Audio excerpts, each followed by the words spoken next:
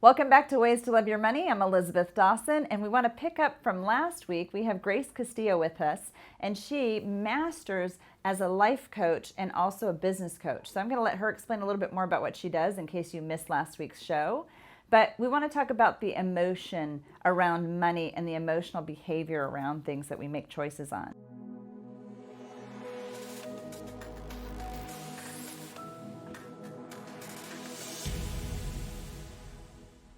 So, again, Grace, thank you so much for being here today. We love you, and it's an honor to have you here and spend time with us. My pleasure. My Yes. pleasure. So yes. So what do we want to start with exactly? Should we start with the topic of it or? I think we'll start with the topic of it. Why is money so emotional? You talk to so many people. Why is money so emotional for people? Because they just can't get into their own skin with finding out how money works. Yeah, definitely.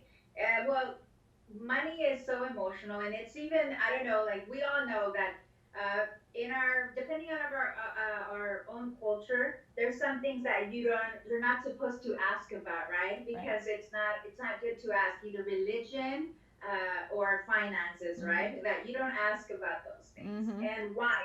Because it becomes very emotional. So then Sure. you have reactiveness. So you don't want to go into a bad situation normally it's said Mm-hmm. because then you'll have maybe bad relationships or situations because people feel what so emotional towards those Mm-hmm. topics is defending your views of your religion or your faith or money. Mm-hmm. But why is it such a why is it so full of paradigms? Mm-hmm. Money is full of paradigms Mm-hmm. because it comes from all these little triggers that come from where we came from, as in our childhood, Mm-hmm. how we were brought up. What is it that we heard about money?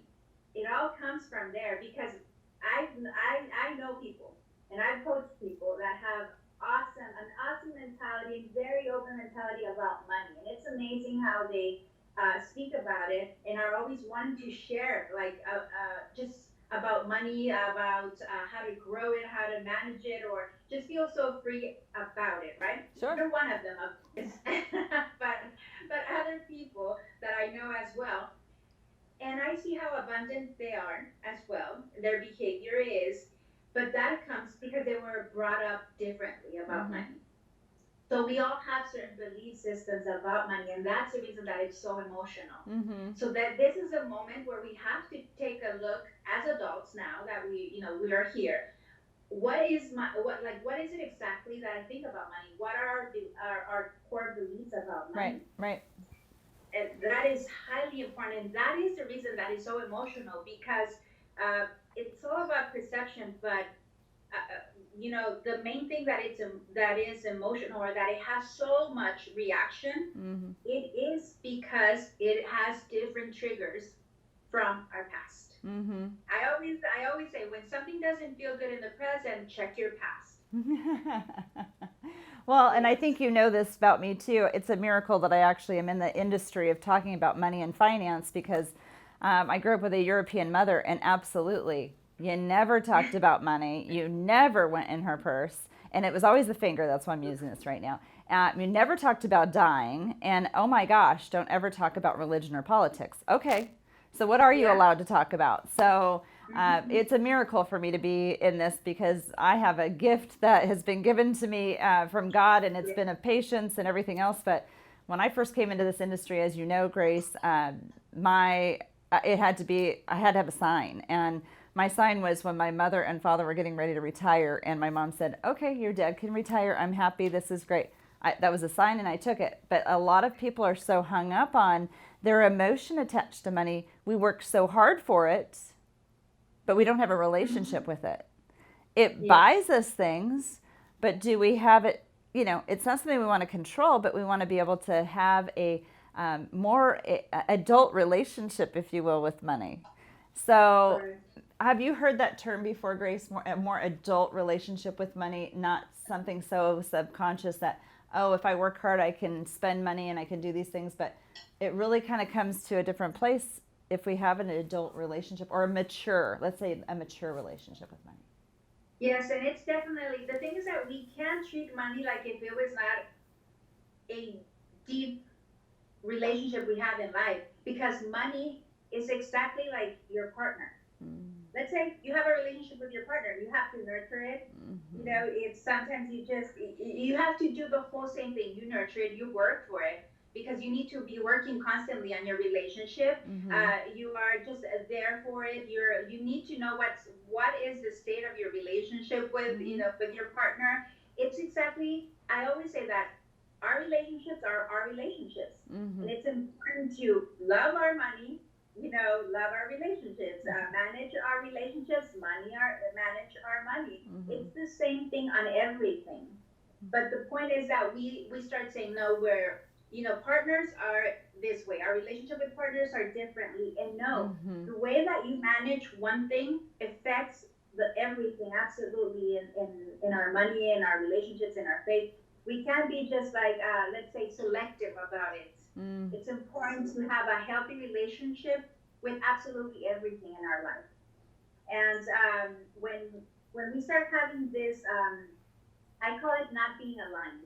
Okay. When you're not aligned in one thing, you can imagine that this is the line, right, in life, and that's how we have harmony, or that joyous life and everything, when everything is aligned. Mm-hmm. So when one thing is here, but another thing is here, and another one is here, so things feel off in our life.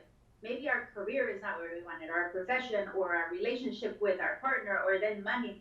But when we start aligning absolutely everything, then things change, and we feel actually better emotionally about absolutely everything in our life. So depending how your life is emotionally as well, that's how you will feel towards money as well. Mm-hmm. But we definitely, what makes it go up and down like this and not being aligned definitely is, depending on what we believe about money, what Mm-hmm. we believe about relationships, Mm-hmm. and all of them are equal. Mm-hmm. There's no separation, because at the end, health is health. Having healthy relationships is healthy relationships. Mm-hmm. Period. Well, you mentioned something, and it does always stem back to this. So, I'm going through a money certification course right now, as you know, and it really stems from childhood. So, as children, one of the first questions that's asked of us is, when was the first time you actually recognized the value of money? Yeah. How many people can go back and say that? Did you come from a home that was of scarcity or abundance? Did you come from a home that was fighting about money or happy about money? Did you come from a home that maybe your parents were not on the same page all the time? Who do you model more? Your mother or your father, your aunt and uncle, your grandparents? Who do you model more? Sometimes I'll say, you're not going to get the same results that your parents or grandparents did, because it's a completely different time in life. But we bring this like root structure with us in our DNA and our experiences from a young childhood to kind of start your belief systems about how money works. Sometimes in a relationship, you might have a spender, you might have a saver, or you might have two spenders or two savers. But what we talked about last week with Grace was making really quality decisions. And I think that now is the time to start making really quality decisions, because when was the last time you ever picked up a book about finances or your own personal finances? The majority of people today have never. That's why we designed and worked on the book, Wealth by Design. It's such a powerful little mini book, but at the same time, Grace was a huge, counterpart to that, because she helped mold some of those thoughts and ideas about consciousness and anxiety. So not only has that helped me over my years of working with Grace, but it's also helped many people that I have worked with in actually seeing that and recognizing, where do we get our beliefs about money? Yeah. And it started before we even had control of even knowing. Correct. And that's the main thing, that where we need to make a pause again. For everything in life, when we want to make a change, we need to make a pause and then see where we're at. Mm-hmm. It's where we're at with money, and take decisions to really start changing that. But it definitely has to do with accepting where we're at the same time, because with money as well, at moments we can have some either guilt or heaviness, or I should have, I would have, that all those type of heaviness that money can come, like stress, like anxiety, Mm-hmm. like all this panic about money, because again, it brings that certainty in life. Mm-hmm. So if that is something that we highly value and that we think is so important, that's the reason that we really need to know a lot about how to manage it, how to treat it, how to like really go around and about it. And that's where I think that your service is highly important, because it's literally a doctor of money, telling you, okay, this is how we treat it, this is how we manage it. Like it's a whole psychology. Money has its own psychology by itself, Mm-hmm. because you really need to know, as I have, experiences at the beginning when you do all this questionnaire. Let's see how you spend all the things that you have, and how is it that you're treating it? Are you saving some? How much are you making? And Mm-hmm. all these situations that come in your mind of, okay, what if I'm not prepared for this? What if this happens? You start making all those questions that are highly important to Mm-hmm. know where we're at. And some people can react more openly than others, and then that's when you see their belief system, right? Mm-hmm. And especially, let's say, with debt, like I always say, there's some type of good debt, and then some motivational type of debt, and then there's different type of debt that can actually bring you just that motivation to move forward. But as I say, it depends on the perspective. Or sometimes, let's say that if your situation financially is not good at all, what if at this moment you take that and change the perception and actually say, because right now I notice that I have not been managing it well, and I Mm-hmm. feel it. I Mm-hmm. feel anxiety, I feel stress over it. I don't want this feeling anymore, and I'm gonna do something about it. This is when you can actually take that decision and able to move forward towards something that really will benefit you, to change the condition that you're at right now. But Mm-hmm. it matters that you detach from all that emotional baggage, and Mm-hmm. really like start lose, because that's one thing that, because I see a lot of people that think, well, maybe that's not for me. Mm-hmm. Maybe because I was not brought up with that, it's not for me, or I'm not gonna be that person. But what if you could? What Mm-hmm. if it would? No, you literally could, by just knowing a little bit more about it, by educating yourself about it, so you can lose the emotions. And I'm gonna make a quick example right now. Okay. Speaking about emotions and money and everything, it's so important. Let's say when you are like with a phone, when you have a phone in front of you. I've seen this by observing. I've seen like either teens or adults. They're on their phone and they're scrolling, right? And I see them smile suddenly, right? And they're smiling about something, and then suddenly I'm like, oh, that is so bad, that happened. And then suddenly something makes them again feel so happy and joy, just having joy about what they're reading. But then I actually looked at somebody starting to cry about something that they saw that was very intense. Mm-hmm. So, in a matter of 3 minutes, I saw all the emotions: joy, happiness, smiling, funny, and some like a tear out of an eye when they saw something about some children, going in 3 minutes. Mm-hmm. So, what does that have to do? That with this, it has to do that you can see how quickly emotions can change by how what you're observing, but the perception that you have, the meaning that you're giving to every single thing that you're looking at. Mm-hmm.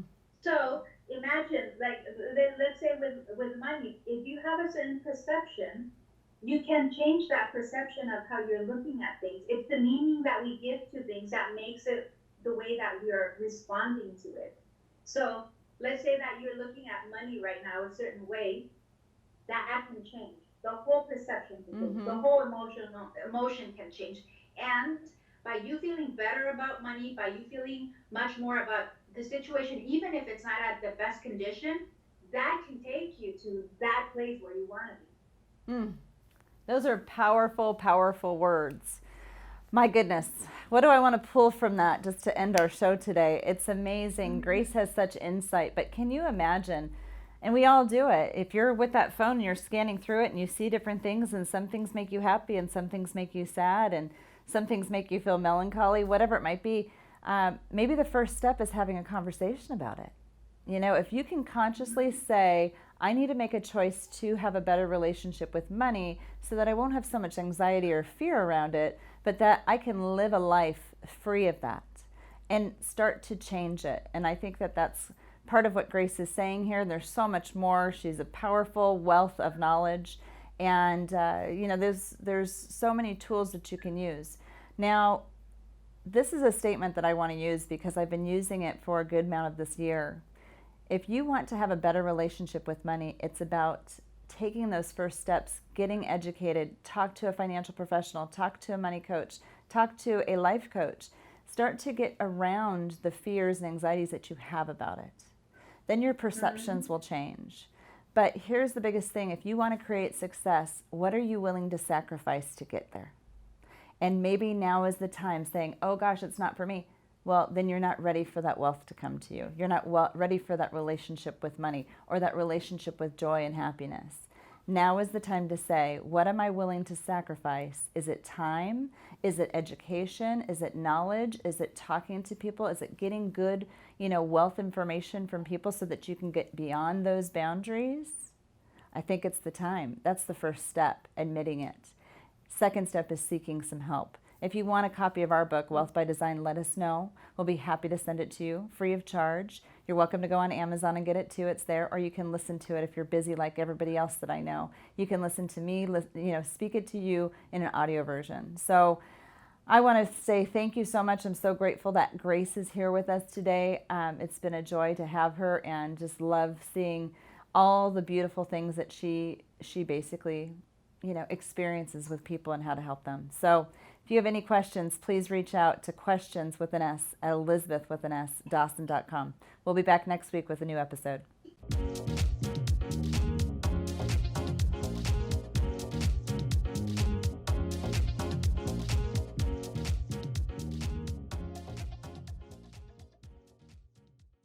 The information provided in this show is for informational and educational purposes only. This show is not investment advice, nor is it intended to address the financial needs of any particular viewer. The opinions expressed on this show are not intended to be an endorsement of any particular investment strategy or service of any other kind. You must make an independent decision regarding investments or strategies mentioned throughout the show. Before acting on information in this show, you should consider whether it is suitable for your particular situation and strongly consider seeking advice from a financial advisor.